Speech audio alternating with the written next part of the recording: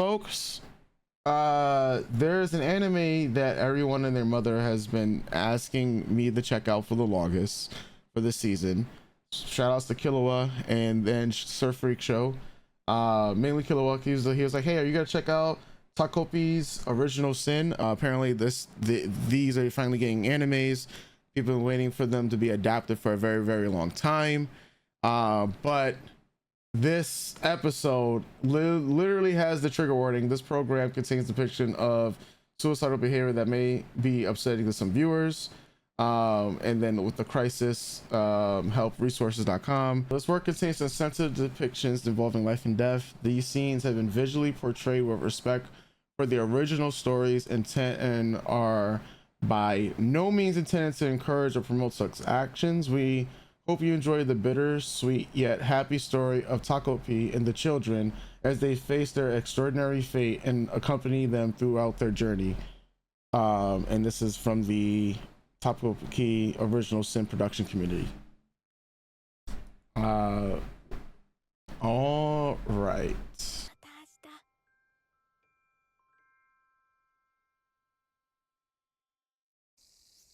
Oh my god.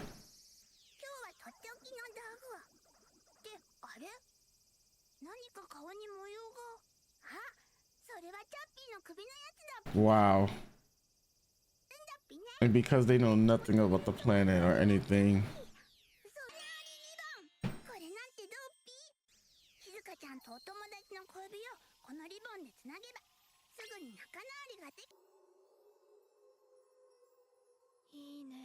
Wow. I don't think. No, don't give this to her. Happy's not even, it's not there. I think they killed the dog. Oh man.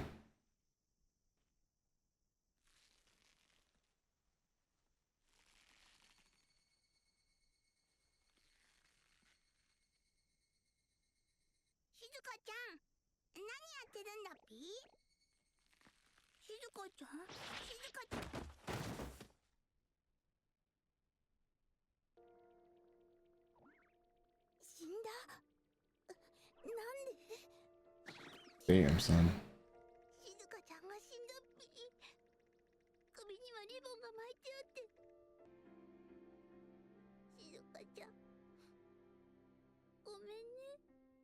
These little shits gotta go. Like, we're like, I would be like, where are the parents? But we know in a lot of cases in bullying, people don't believe their children can be bullies. This isn't gonna end well.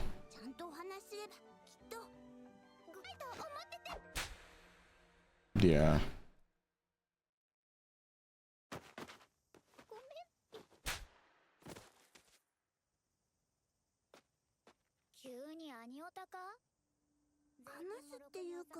Yeah, this is definitely not a conversation.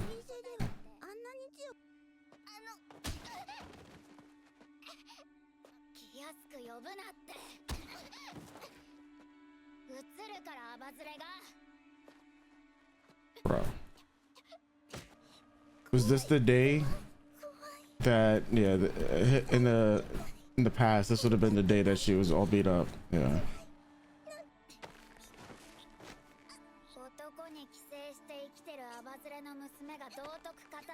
I was just about to say, what the?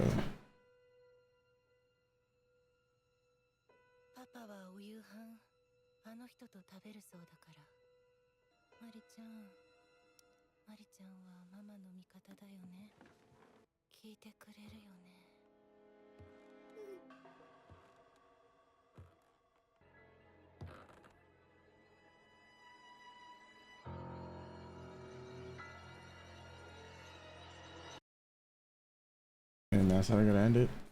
No. I didn't know what the hell we were getting ourselves into. Wasn't expecting all that. I mean, of course, you know, with the all the trigger warnings that they gave beforehand, still just don't know what to exactly expect. Um, yeah, I don't even know where to begin with this one, considering that obviously the fault like adults, right? Mhm. We begin with the adults. You know, uh Shizuka Chan's, or just Shizuka's dad not being there, right? The mom is an escort, and you know, basically to put food on the table, she's doing escorting.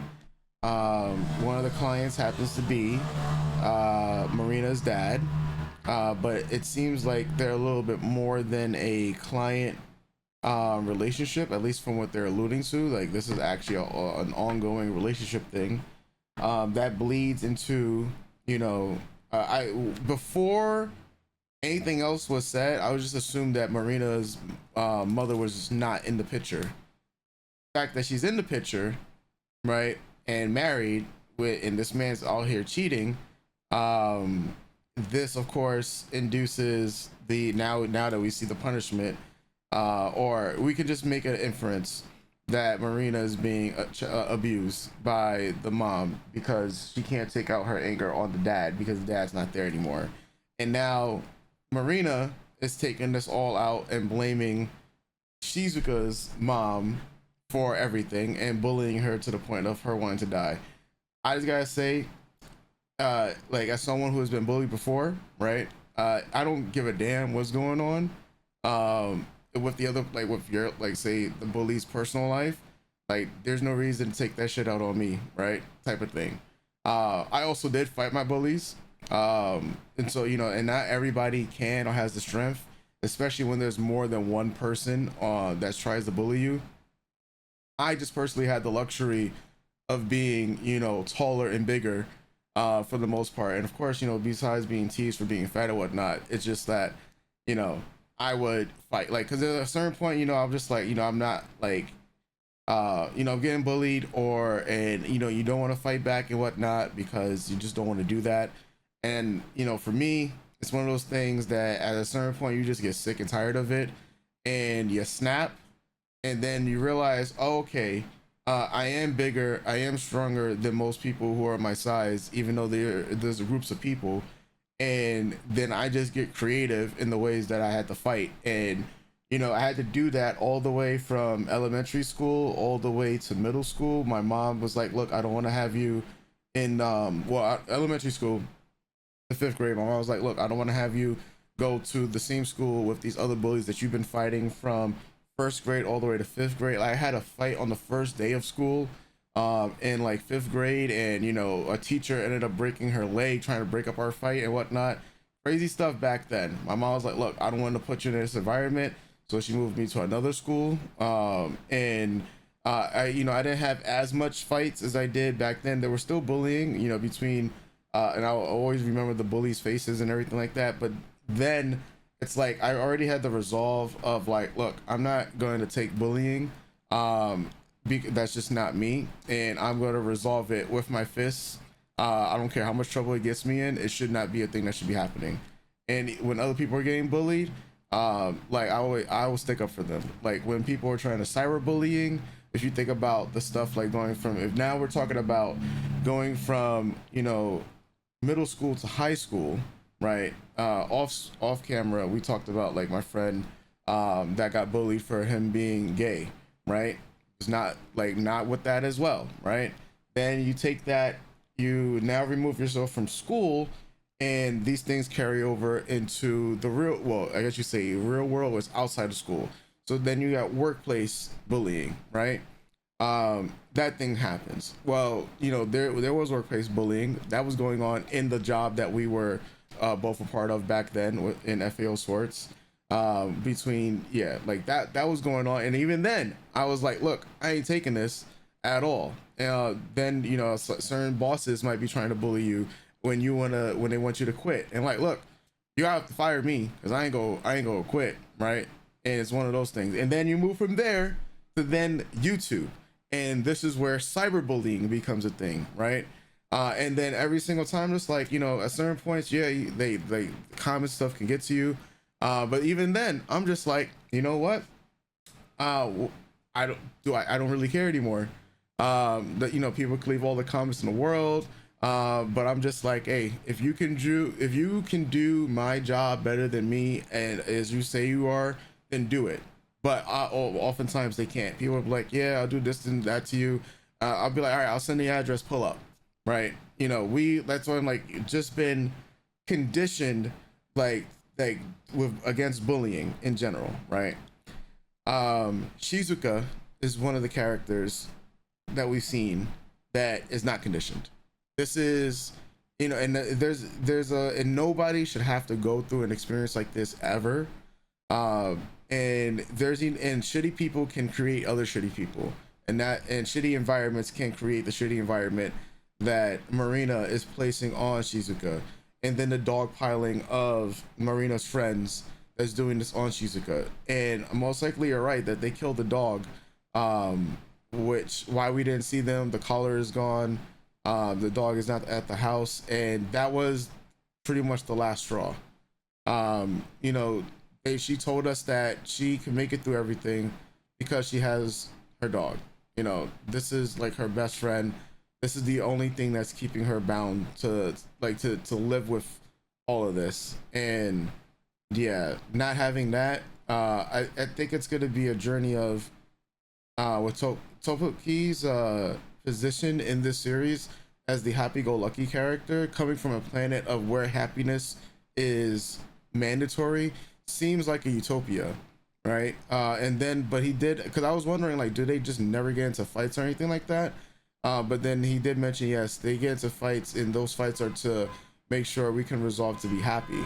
You know, the way that the title was positioned, is it original sin because he inadvertently led to her death, and he broke his own planet's rules in order to try to do everything to make, you know, Shizuka happy, and in turn, you know, Shizuka's depression was just too much to overcome during the first loop. But now that we're looping over and over and over and over, you got to think that there's going to be consequences of that. Like, we do know, like, there's also there's consequences of that. We also know that he can't return to his own planet, so pretty sure that that might come into play. I won't be surprised if other beings like happy ends like Topoki end up on the planet. I won't be surprised if there's different types of punishments going on. Yeah, this series was a lot of things. I didn't expect nearly half of them to come out like this. Also, for them to show like the graphic nature of Shizuka hanging, especially because one, she's a child, and two, like just how that whole scene was framed. That was actually heartbreaking. You know, that was really heartbreaking to see. It's one thing to, like, they could have like made an inference of it, but they went the next step of showing the whole thing. The animation on her just like lifeless body, like this crackling to the ground. Of course, Topoki's, you know, emotion, like the dead silence, because it's supposed to be shocking, I'm guessing. Yeah, I don't even know what type of, I don't even know if I want to like have a grade or anything like that. I do think it's fine if we don't. I don't think we need one. I don't think this needs a grade. I do think, like, do I think, I guess it also goes down to what, like, should like these types of stories be told and whatnot. And I'm more interested to figure out what is going to be the final point of the story that they're going to tell through this, especially because it's only going to be 6 episodes, because a lot of parts were definitely tough to watch, you know, especially this Shizuka being bullied, but that's also because of a history of bullying, right? And I'm just like, and I don't want anyone to like go through something like this, especially because and I think that's also a reason why a lot of these stories that feature bullying become so popular, because, you know, oftentimes the creator is a person that's been bullied and they want to make sure to get the word out about, we need to do something about bullying. However, we also do know, and I'm not saying that this is the creator themselves, but when stories about bullying happens, who are the people who are part of the cast that are enacting the bullying. Because nowadays, a lot of the bullies are the people who are, when people are like, you're doing your job a little bit too well, and then you find out that they're a bully. Happens a lot in K-dramas, happens a lot in like just stories in general. So I guess it's just more so to see what is going to be the larger point to this entire thing, because there's some things about it that I think are positive for anti-bullying, and some other things that I think can be a negative aspect, in terms of like for those people who are victims of bullying, slash those enablers of bullying. Obviously, you have your classic characters who are bystanders, and it's a time as old as tale. Like teachers, they just never see shit. Like I've like even in the most, and we know teachers never see shit because no matter like how poor or rich the school is, there's gonna be bullying, and teachers are always there. You're gonna have like that one teacher, that often cares. Like, and I even spoke about a teacher that off stream that I just it's so fucking weird how like I found that teacher on Twitter, the one I like that's like a favorite teacher, and then this here we get a bullying situation, and I'm just thinking about like what type of eerie timing is this to watch the series. But yeah, those are just my raw thoughts. Like I said, I don't think, honestly, I'm not gonna give a grade until like the entire series is done. I don't think I can appropriately grade it. But yeah, I'll leave it at that. Yes, what are your thoughts about what you witnessed and saw? So before I jump into like my first thoughts, I want to touch on the point that you made of what's the point, like what's the overall, what could be the overall outcome. Mm-hmm. I think the thing about these types of stories is stories we see a lot that that talk about or portray bigotry, violence, abuse. And it's a conversation that you and I have had over the last couple of months, and just Yeah. about audiences' perception, and when engaging with media and things like that. The thing is, I think these stories are important to tell. Yeah. Right. I by the first episode, I feel like the creative team, they're coming at it from a good place, so to speak, a Yeah. place of we're trying to talk about this in this bright, colorful, animated way, um,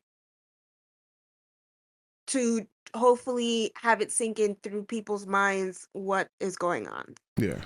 The thing about people is, people will watch this and it will just go, In and out. Yeah. Yeah. and this is something that I've talked about in other shows that we watched when there are very prescient topics or topics that are close to home. Um, like I think a thing that you and I watched together, that I could think about that deals with bigotry and hatred, and abuse would be something like X-Men 97. And I know that might seem a little out of left field, but stick with me. Um, the conversation that happens around X-Men, a group of people who are fighting against oppression, who are fighting against extinction, who are fighting against genocide, right? Who are fighting for the betterment of their people. Only to have people go ahead and engage with either the comic book or X-Men 97 itself and side with the oppressor and side with the bigots, side with the hatred, or who only view X-Men in a fantastical way and not in an allegorical way, or in something that is trying to speak truth to power, trying to talk about harsh topics that many people deal with. It goes, "Shh," or they see it and they choose to ignore it. It's conversations we have about rape, about incest, about pedophilia, about physical abuse, about spousal abuse. That for a couple of the things that we watch and things that I engage with outside of our viewing time together, that I talk about all the time online. I'm very vocal about, especially memifying or jokingly shipping abusers, or making like it's okay and trying to be like, well, you can't put morality, you can't weigh morality against what people are watching and consuming. And I'm always like, you can. You truly can. Because I've confronted enough people who engage with stuff like this and are the complete opposite of what the message of the story is trying to convey or trying to teach us or trying to get us to talk about. So, um I think I think it is important that a show like this exists. I think the main issue is the conversations that happen around a piece of media like this. Yeah. That always happen. That people either disengage or there are bad faith conversations about it, or it truly is, wow, that's sad. And Yeah. then go off and continue to bully or be horrible people. Yeah. Right? Because the bullies that watch this series are gonna not take away that damn. That's sad that happened to that child. I won't go that far with my bullying. Right. Right. Um But it's like that with all this kind of stuff. It's like that when we see all kinds of abuse happen in Mm-hmm. media, where it's just like, oh man, that sucks, and then disengage, Yeah. and then go off and be horrible people out in the world, Yeah. and contribute to more stories like this. Mm-hmm. Um, Especially when K-pop idols die and it's from cyberbullying, and people are like, yeah, "Yeah, guys, let's stop bullying people." Then next tweet, "Yeah, it's bullying somebody else." Right. yeah, But yeah. um, yeah, or we're to a point now. I think like because people crave attention ad nauseum that they'll start discourse or rage bait or say heinous things or show heinous things um because it gets them attention, Yeah. right? And that's kind of what this bullying does too, right? Whereas Marina isn't getting the proper love and care at home, she's getting attention from all the little girls who are kiki ha ha Mm-hmm. haing around her, all the little kids that are, bystander and like bigging her up, like her Yeah. little followers, right? It's attention. And that's what's happening here, right? So I think like I mean whatever the outcome is, just going based off this first episode, Yeah. I really always feel like these stories are important to tell. I always feel Yeah. like it's also important to know how these things are being depicted. Mm-hmm. If it's being for an action, if it's being depicted in a way that there is sustainable conversation about it, or if it's in a gratuitous fashion. Mm-hmm. Like, let's say something about horror movies or things like that, or when we talk about dramas, when women are being abused or killed or raped and there's no conversation about it. I think a media, uh, like media that I can compare this to would be something like Don and the abuse that Momo suffers throughout the sexual The abuse whole and thing. assault that Momo suffers the whole time, and there's no conversation at all about it. But it's for God knows what, right? Yeah. Where they sort of touched upon it with the mother-daughter Episode 7. Yeah. episode, but when it comes to your main character, it's crickets. Yeah. And from what I'm seeing going forward, when the conversations happen about down out on outside, um, you're a tourist. If you Yeah. can't handle it, don't watch it. Yep. Right? No one wants to have the actual conversation of why is this being depicted in this way and not actually being talked about it with intelligence and with care. Yeah. I think I'm hoping this shakes it feels tonally this feels different. Yeah. And that's all I can hope for, whether there's a sad outcome at the end of the 6 episodes or a positive, happy outcome. Yeah. I feel like tonally, this is trying to hold an actual, intelligent, caring, empathetic, sympathetic conversation around this Mm-hmm. subject matter. Now, for the show itself, um, I'm, I'm gonna try to not. This is a little difficult for me because when it comes to subject matter like this, for me personally, I get kind of closed off Mm-hmm. because of my own experiences in the world. Yeah. So, whereas like my chest feels like it's like the physical manifestation of what's happening in me right now is like, I don't need to talk about this. Mm-hmm. But I think we talk about a lot of things, and it's Yeah. important that I push through that physical manifestation of these anxious feelings and express what what's happened. Yeah. like you, I my whole life I've been bullied. Even up until my big age now, I've been bullied. Whereas I personally, when it comes to waves or temperatures of bullying, let's say for the cyberbullying, at this point, that's kind of one of those things where you're lame, you're a bum, Yeah. go fuck yourself. I truly, like, for me, that's kind of the lesser of the evils of bullying Yeah. that I've suffered in my life. We talk about it all the time. I mean, recently, I'm just gonna try to work my way backwards. Recently, like when we've talked, when I play video games and I'm on the mic and the kind of Vitriol. Yeah. horrible, horrendous vitriol that I suffer from if I speak, and if men hear my voice, the slurs that come my way, the language that gets hurled at me, um, and it's disgusting, and it does make me feel horrible, right? And it's like situations like that where there are individuals out in the world that they don't even see your face and can still make it something that you love, make it no longer enjoyable, Hmm. right? So cyberbullying in that way. Whereas I try to combat that with fighting fire with fire, but I Hmm. find that a lot of the time, like I'm very vocal about Hmm. fighting back. I'm always very, especially in the Yeah. last couple years, I'm very vocal about fighting back. Um, it's very difficult when you're like Suzuka on your own and isolated, even in that 10-15 minute match, Hmm. when you try to defend yourself and stick up for yourself, and then everyone else gangs up on you or doesn't come to your defense and stay silent. Bystanders. Yeah. Bystanders. And then it takes that thing where you're trying to enjoy something that you love and ruins it, right? Mhm. So again, to this day, there's still bullying going on.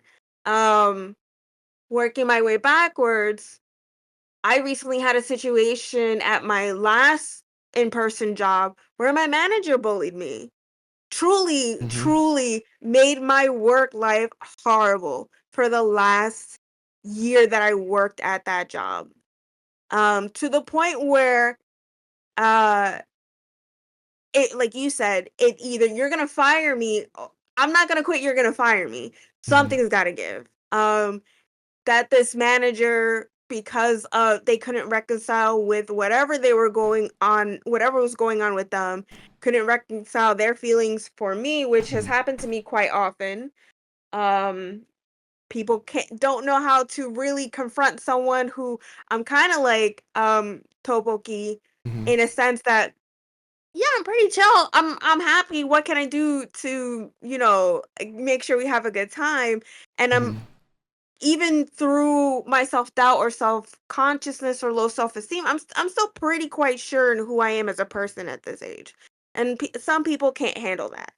Um and I'm way more confrontational now at this age than I was when I was a lot younger, but still, when you're an employee and your manager starts to bully you, in tactics of icing you out or ignoring you or just really making your workday uncomfortable, making excuses for how they treat you. When you want to approach them and talk about it, they ignore you. And then everyone else at work isn't doing anything to protect you. Right. And there's no help there. You're isolated. When I was iced out and isolated at my previous job. And yeah, the bullying that I suffered was, I mean, compounded with other things that had happened at my job before that, um, sent me into a spiral where I shut down for the last year and a half. And yeah, it's it's really hard to, I mean, I'm at a better place now trying to work through what has happened, but it's still like, again, it's happening as an adult. We work our way back. Um, I want to say I've had other bosses, because I'm a woman, um, treat me differently. So that is a form of abuse and bullying. Who hadn't taken me seriously, who've tried to skip me on pay, who have docked my time because I was going through a hard time, or who wouldn't take my opinion about something, because I'm a woman and a man said otherwise, or they never talked to me because a man or a man, someone else I'm working with, most likely men, said contrary. And again, more bullying. I've had familiar bullying in my own family. I've had abuse. Um, like really horrible stuff that has happened to the point where I've broken a lot of ties with my family, and it's taken a long time to try to reconcile those relationships. And even now, it's still really difficult, considering the abuse that was slung my way. I've had childhood abuse within the family, right? Again, trying to reconcile with that at this big age and work through it. School was horrible for me because I was a chunky kid, because I had acne, because I have scars on my face. It's always been that way. Because my teeth were a little fucked up.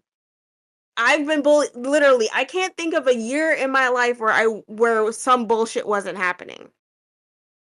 Um, and like Suzuka, I've had a lot of suicidal thoughts. Even now, it still happens. I think more it happens not so much. uh, Obviously you wouldn't know because you have a different biological makeup than I do, because you're not born a girl. But like, mentally, like when I'm on my period, that's when my mental health really takes a shift because hormones shift within you. I find that my depression swings and any suicidal ideation I have usually come around that once a month. Otherwise, when it comes to like bullying and stuff like that, at this point in my life, I'm just like, I'm not gonna kill myself for you. Yeah. Like, I one of us is gonna go, and it ain't gonna be me, and it ain't gonna be Yeah. this time. You're gonna make me real sad and fucked up, but not enough to want to yeet myself into the Yeah. stratosphere, right? But it's not always been like that. It took a long time for me to come to find that sort of push through in life to get to this point. At least to feel that way on that. But it's really confronting because it's like I think about this, right, and I think through I'm trying to view through the lens of both Marina and Suzuka, right? I obviously I can't remember everything I did in my youth. If Hmm. I was a part of bullying at some point, it's not that something I would remember, but I don't um that I can like 99.9% sure that was never my MO. I was always the victim. Um but I think about how hard my home life was and how I never took that out on anyone else. Um right. But I've had other people take their shit out on me. Hmm. Um so for Marina, yeah, she really needs a kick in the ass. Um I also really fully believe in punting kids. Hmm. So I'm trying to can sympathize Hmm. because she's living through a horrible situation herself and no child should have to live through that. Again, the problem is obviously the parents. Yeah. Um when I look at Marina, I'm like, I get the pain you're going through. It might be different because we've had Hmm. different abuse situations, but that pain in me didn't turn into rot in that Yeah. way. Um, so the thing about that is, whereas I can sympathize and know that she shouldn't be going through whatever abuse her mother and father are putting her through, that does not excuse how she's acting with Suzuka. Yeah. With Suzuka, for me, it's like I'm the eldest of three. I've spent a lot of my youth taking care of my siblings and not having a parent at home, not having my mom at home. Um, and having to deal with someone not being there, and having to manage life that way. I know it's quite difficult for Suzuka because even with Chappie, she's still quite isolated. Yeah. She's on her own. She's dealing with this on her own.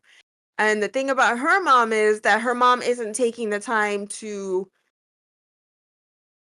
help, Yeah. right? It's obvious that,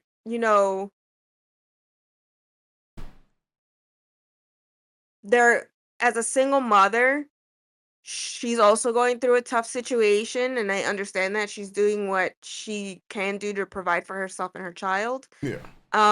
But just because you put a roof over a kid's head and food on their plate and clothes on their back doesn't mean you're taking care of them.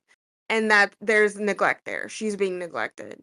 Um, because it's not like I can't see any form of care happening in that Mhm. home. Any as of the first episode, there's doesn't seem like there's any conversation happening. No trying to help her daughter understand the situation that they're in Mhm. at all.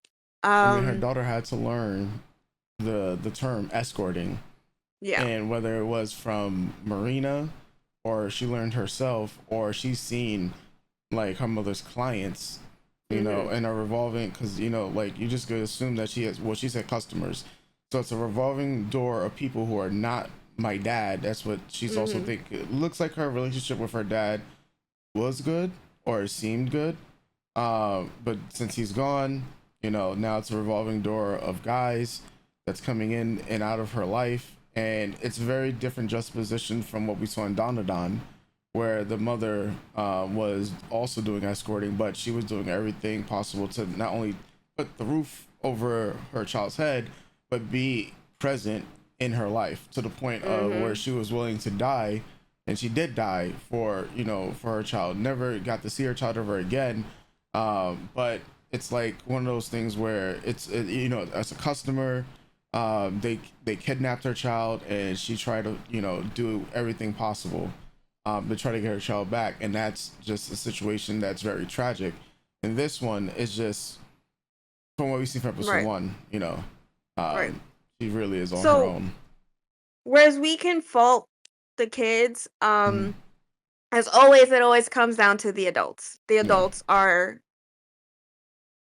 the center of the problem. they are creating the Um, environment that the kids become a product of. right. Whether it's lack of care, lack of teaching, lack of conversation, lack of interaction, the adults are the problem. Yeah. When I think about teachers and how I commented when you said the teachers are never ignorant. Look, I'm also coming from a place of empathy and Hmm. sympathy for teachers and understanding that these are a lot of kids who aren't their own and they're Yeah. restricted to the guidelines and rules and regulations of a school environment of their job. Yeah. I understand that. But I also think there comes a point in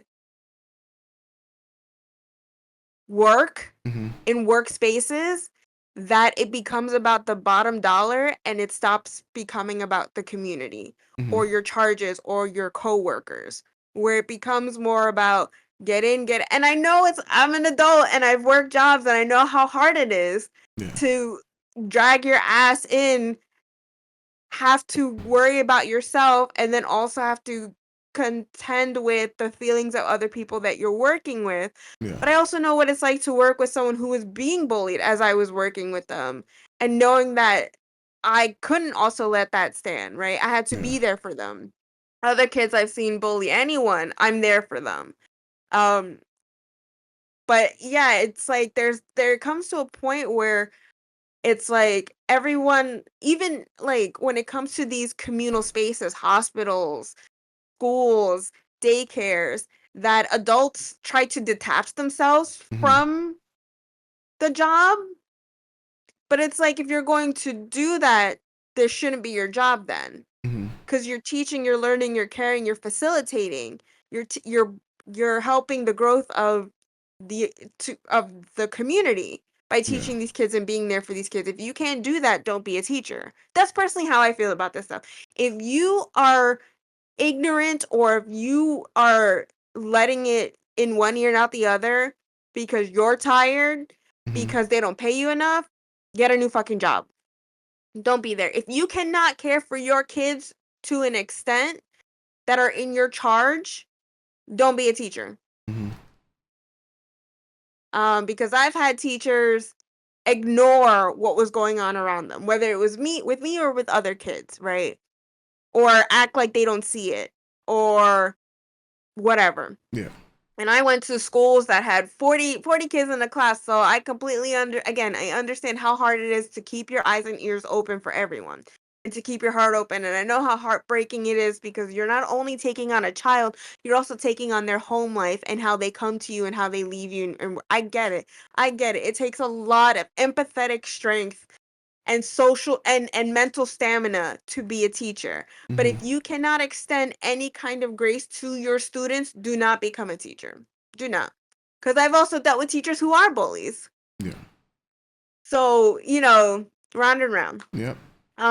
When it comes to the parents, it's very much just like people having kids and having kids to as an extension of self. So if I'm going through something, I'm going to take it out on you. And we know, and I know that firsthand. Um, and it's like you can't stop people from having children, but it really does shine a light on a lot of Yeah. people should not be having kids. Um, because yes, this woman is going through a heartbreaking situation with her husband, but instead of fortifying herself and finding a strength within for her daughter, for herself, she's crumbling, and taking it out on her kid. Mm-hmm. And then her kid is in turn taking it out on someone else. So instead of taking it out on her husband or trying to, get through this situation, and again, look, I get heartbreak is bad, and Mm-hmm. we don't know the full extent of the relationship between these two married individuals, but if you guys cannot deal, do not have kids. And I know in certain Mm-hmm. situations and in certain places, there is no other option but to not have, like, you have to have the kid, you Mm-hmm. have to get married. But then I think, again, that's a societal problem, right? And then it breaks down to patriarchy and misogyny. This woman and this young girl are taking the abuse out on each other and on other women instead of the man who is at fault. So Marina's mom is falling apart and abusing her daughter instead of confronting her husband or figuring out a way to get through. Mm-hmm. Marina then, instead of, because she doesn't know, obviously she's young, doesn't have the wherewithal to understand misogyny and patriarchy just yet, but she's taking her abuse that she's suffering from both her parents and the neglect that she's suffering from both her parents and then taking it out on another little girl. This little girl whose mother is only doing her job, right? Because obviously we are not getting more of whether her mother has feelings for Marina's father. We just know that they're seeing each other. If he's Mm-hmm. a client that keeps seeing her, that's his decision, right? Mm-hmm. It's not Marina's mom's it's not Marina's mom's decision, it's not Marina's decision, it's not Suzuka's decision, it's not Suzuka's Yeah. mom is only doing her job. She's Yeah.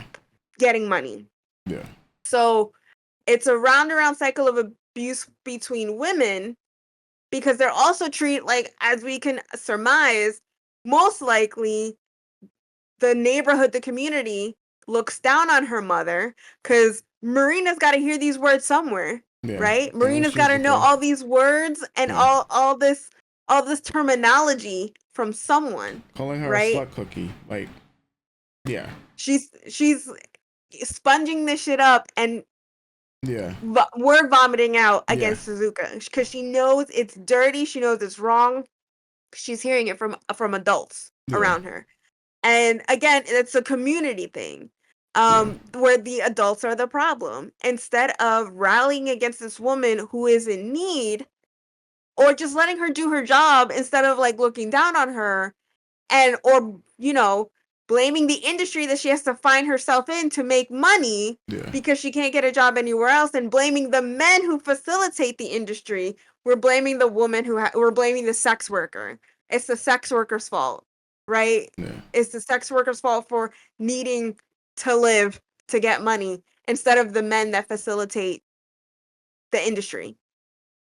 So, yeah, it's like it truly is just watching this for episode, breaking it down the levels of where we get to how things degrade, how things fall apart, where we Mhm. end up with this cycle of abuse and pain. And it always, to me, like, the starting symptoms usually are men, but then adults as a whole.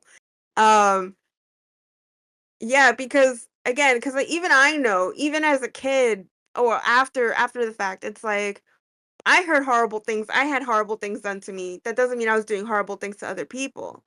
Hindsight 2020, knowing that some of the kids who bullied me had horrible life at home situations, so they're learning these things from the adults around them and then just regurgitating the actions and the words against other people. Yeah. Right? Hurt people, or I've been victimized and I need this energy out, so I got to victimize someone else who I view lesser than me, right? And we're not teaching our kids to rally around each other, Not at all.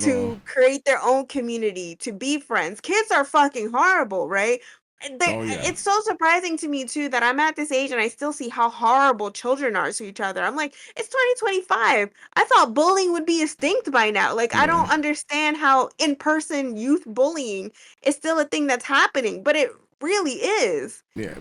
So it's a Yeah. It's one of those societal things. failing. Yeah. It's one of those things that's Truly. not gonna go away because people actually don't want it to go away.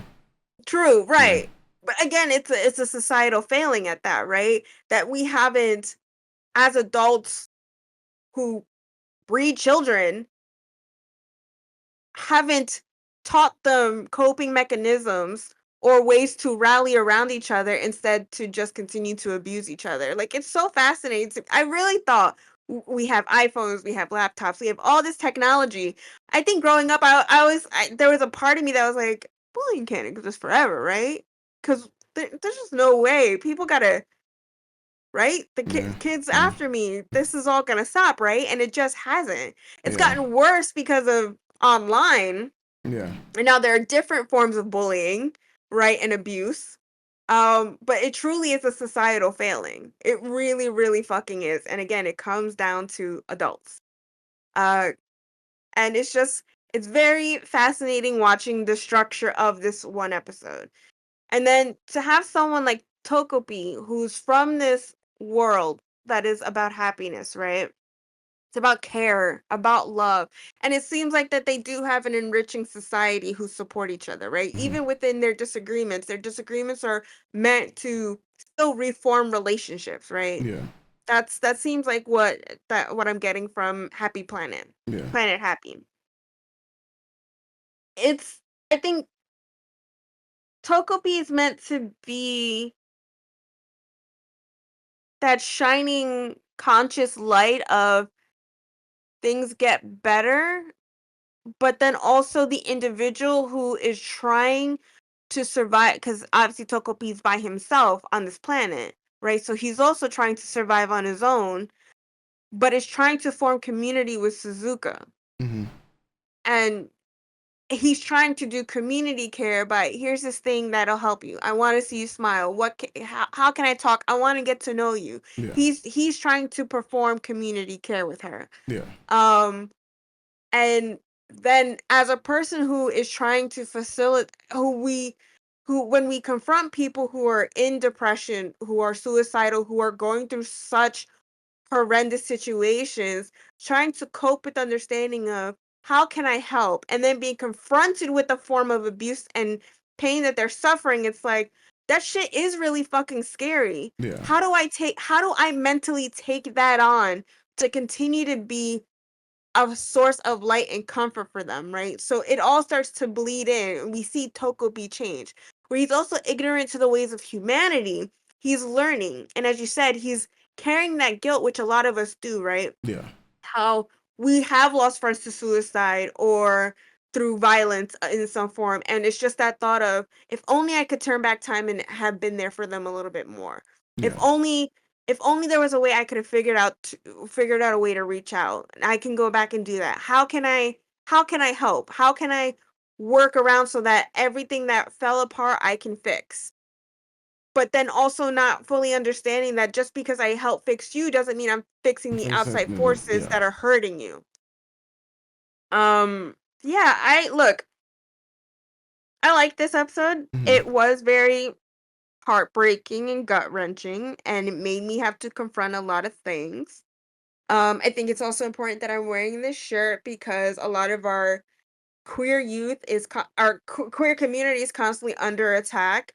Um, Helplines and resources are being diminished at rapid rates for the Black and Brown community and the people of color community. The same thing is happening because of white supremacy, because of homophobia, because of bigotry, because of racism.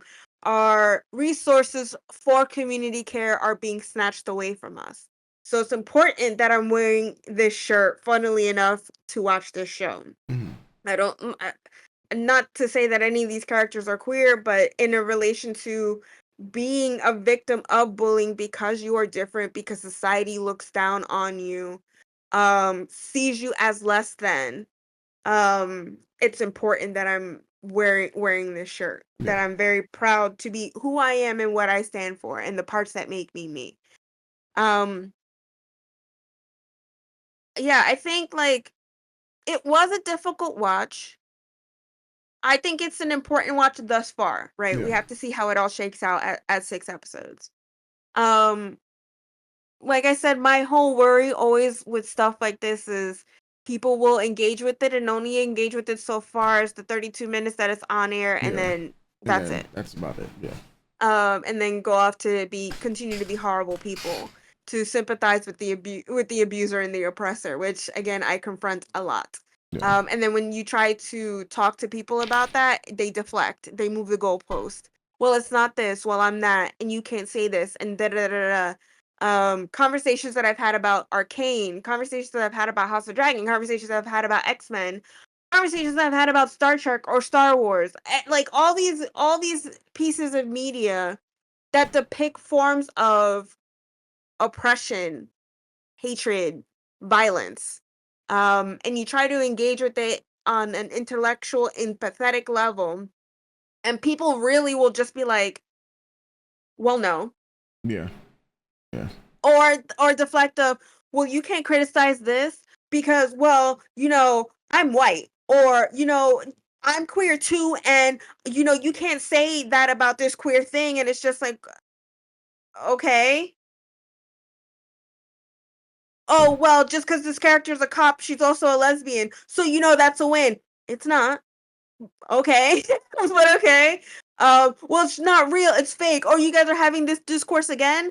Well, yeah, of course. It's not discourse, it's conversation. Yeah. And of course we're having it again because you dum-dums keep again deflecting and don't actually want to talk about the product that's in front of you, or the people who are creating these things with a lack of care and Yeah. conscious, Yeah. just for you to get the scraps of, well, it's on for the 32 minutes. That was entertaining because some people will still find this I mean, look, even I think Tokopi's journey, Mm-hmm. there's an entertainment to it. How this is animated, there is an Yeah. entertainment aspect to it, right? A joyful pockets of Yeah. joy in this episode, right? Moments with Chappie, and that I really connected with because for it's like I've had dogs for a long time in my Mm-hmm. life, and I have a dog right now. And when I was going through my hardest, she was a great source of comfort and strength for me. Mm-hmm. But so there are moments of levity, right, of brightness, and I think Tokopi is meant to be that shining That's light shining. of Yeah. it, but also being confronted with the harsh realities of the world and humanity. But it's changing him, but it's dimming the light in a way, but also brightening it because he's still trying to persevere and go forward for this person that he cares about. Yeah. But again, like, yeah, I think it's tough because I want to continue having these conversations about this stuff, but going out into the larger world and just knowing how people talk about this stuff, that's always my worry at the end of the day, that it really, One ear out the other. for the majority of audiences, it's in one ear and out the other. Yeah. And that's sad because I'm starting to feel like this is could truly be an important piece of work. Depending on what happens, right? Yeah. How are we gonna stick the landing on this? This is just episode 1. Yeah. I did want to, on a semi lighter note, comment on the animation and sound design. Mm-hmm. I really am digging the Crown Shinchan-esque aspect of the animation, Mm-hmm. that it's meant to look childlike in that way, Yeah. to also push you to contend with the subject matter Yeah. and how heavy and dark it is, that these children are going through these real life children are going through this, and sometimes how we perceive things is in a childlike fashion. It's kinetic, it's bright, even in the darkest moments. It moves. It's Yeah, very fluid. Oh, and it's yeah, very, it's very vibrant, vibrant. and a lot of like action pieces are happening even in the still moments. Yeah. Coloring is great. I really love the color palette that's being used in this anime. How even on bright sunny days, how we're feeling does not match what's going on in the outside world. Yeah.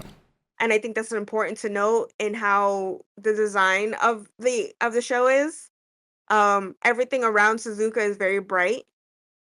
It's sunshiny, nice cool breezes that we get so far. I'm assuming might be the end of the school year or start of the school year. By the time she gets home, it's nighttime, dark, dirty, and messy. Hardly any light. She's isolated away. It's important to know all these things, how the house is animated.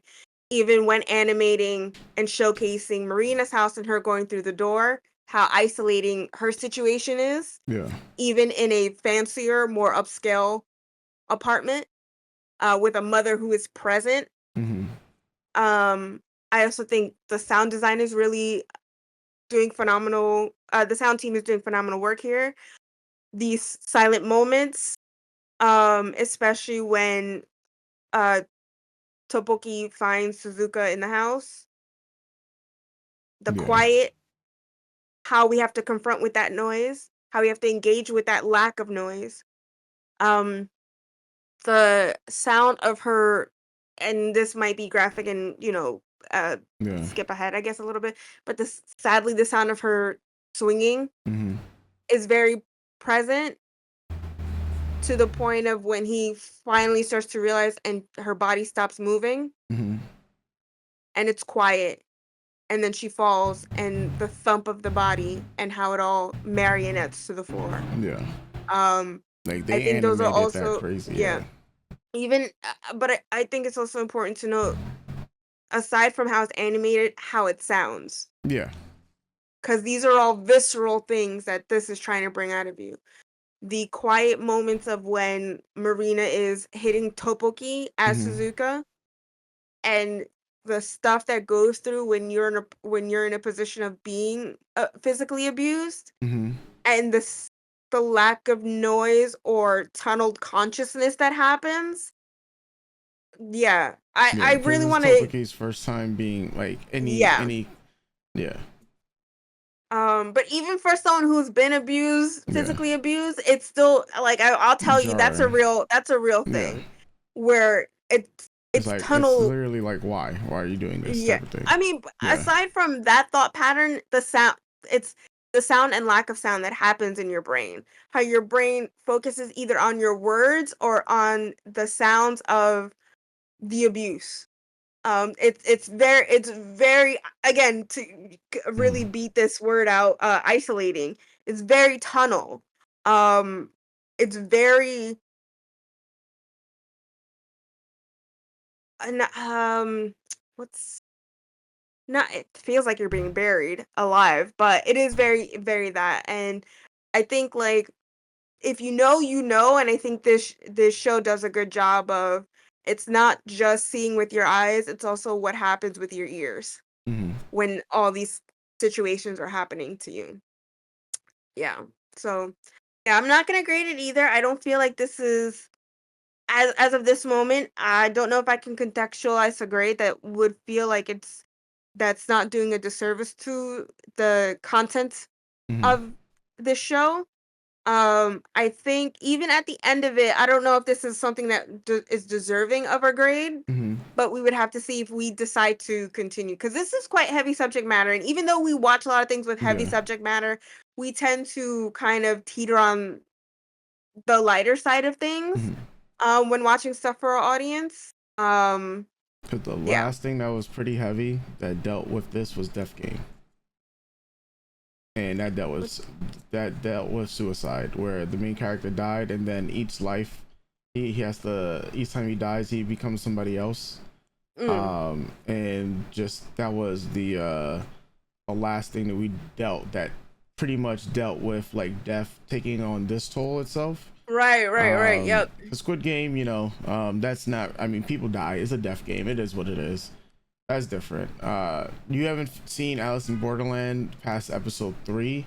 But even then, Alice in Borderland, I mean, yeah, you'll have to watch all of it, and then it's not as heavy as a series that's meant to be heavy, meant to talk about these things, so yeah. And for my last thing, I just want to say bullying is an epidemic, it is a pandemic all around the world. But we know in Japan and we know in Korea, Mm-hmm. it is a culture. Bullying is a culture within it of itself. Um, so even though it is a pandemic that has taken over the entire world, I don't think I've seen it in such or learned about it in a way that it is in fact a part of their culture. It is insane. So I think it is quite important that when we watch stuff from places that it is a cultural element that we also take that into consideration. Mm-hmm. Because the stories I've heard, the things I've seen, the things I've learned about, Yeah. it is perversely prevalent in Japan and Korea. Yeah. Well, given the high suicide rates, with Korea having the highest, we Yeah. know that bullying is, like, while it's a problem here in the States, it's another level out there in Japan and South Korea, especially in schools. Because I mean, here in the States, schools, I mean, typically they don't give a fuck as much as schools out there in Asia, especially in Japan and South Korea. So when that's why a vast majority of the series that come out from these countries that do speak on bullying and have anti-bullying campaigns and write stories about anti-bullying, like they're being written for a reason, because a lot of these people are most likely survivors of being bullied. I think it's the shittier ones is the ones who are bullies that are writing series about anti-bullying. It's like maybe there's reform bullies and whatnot, but I mean those are the ones that you get into the situation like the Glory, the K-drama, which you haven't seen, which became one of the most watched series on Netflix. But it was a story of bullying, and it was supposed to be for anti-bullying, but the director and some of the actors ended up being bullies. And that's why I brought that up earlier. It's it's truly another level in these other countries. So I hope we have, whether it's a happy ending or a sad ending, I hope the message gets across that no one should be bullied. Sure, there's issues in everybody's household and life, but even then you shouldn't be taking that out on others. The fact that Marina knows that she's bullying Hmm. Shizuka, and she was like, why is it not working, right? Like, that's a devil. Yeah, that's a double. It's like one thing if I no, even if it was unintentionally, no, this is full on intention. So Yeah, yeah, she's definitely, like I said, yeah, I can sympathize with her situation yeah, and I can empathize with it to an extent. That yeah. does not excuse her actions Nah, because she knows exactly at what this she's point doing. yeah, with how she expresses herself, she knows exactly what she's doing. Yeah, so she need to get her ass beat regardless. Oh So yeah, and yeah, her little click, and yeah, I will punch a child. So yeah, yeah. Oh man. But all right, folks. Let us know your thoughts about all of this. Yeah, this was a watch. Mm. This was a watch, and I mean, yeah, I'm glad it's only 6 episodes. I don't know if I can handle like a whole 24 episodes of constant. Like, there are animes out there that are made to be like constant under threat slash Yeah. dealing with bullying and stuff like that, but they're not as graphic. And I mean, like, if you, like, I mean, look, I don't know if we could, like, because at a certain point you just become like numb to a lot of stuff and whatnot, and it's very different from seeing a lot of other series that just are like filled with shock deaths, filled with like, but it's like, all right, when you are connecting with a character, you're seeing Shizuka and you're like, damn, you know, how many times does she gonna have to, like, for instance, like when this man Subaru dies in ReZero, yeah, it sucks, right? But the context is very different. Like, we're not going through his whole mental state, we're not seeing how sad and depressed he is, like, to the point, I mean, hey, he has committed suicide in ReZero, and it has used that as a point of death, but that's like, the context is still very different from then having, you know, it's not like he's being bullied, right? And that's one of the biggest things, right? So we'll see what they can do in 6 episodes. I'm pretty sure if they're given the liberty to have 30 minutes to 37 minutes to tell a story, then they'll be able to get the point across. This is a very short series, so I am interested to see exactly what they also mean by original sin. So that, I feel, is also important for whatever we're going to get for the next 5 episodes. So with that said, we'll end things off there, folks, and we'll catch you guys next week. You already know. Doses.